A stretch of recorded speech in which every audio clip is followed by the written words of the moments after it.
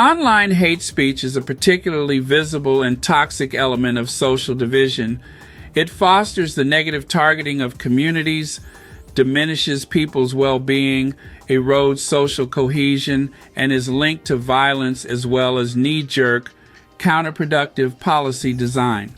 Within our complex and evolving information ecosystems, news media institutions have enormous power to influence public discussion and catalyze online activity.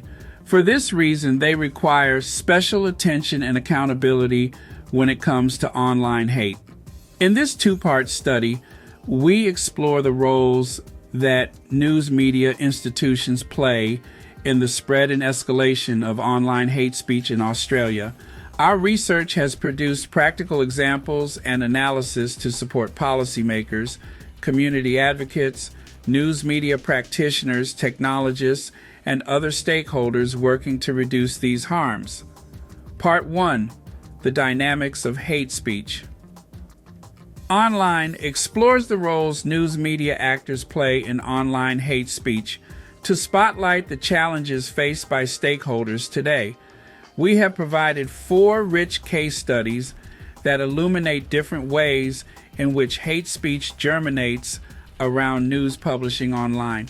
We found that the very explicit component of online hate is just one part of a bigger picture that includes negative framing of communities by the media, deficit discourse, and a system of incentives that shapes relationships between news media and their sources.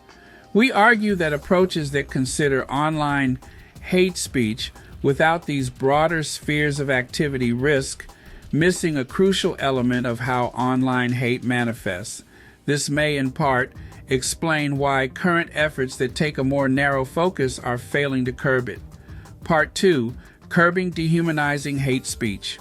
Online looks at how these patterns pose major challenges for existing approaches and outlines pathways for change. We begin by reviewing the patchwork of federal and state legislation and regulation that applies to online hate speech and news media publishing in Australia. We then explore the challenges and loopholes posed by this approach and examine possible solutions and barriers to address these issues.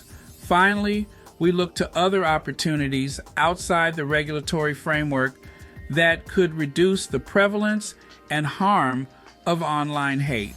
These approaches include tools for greater moderation, monitoring, and analysis of dehumanizing hate speech, to education initiatives for journalists, as well as coalitions for greater research and knowledge sharing.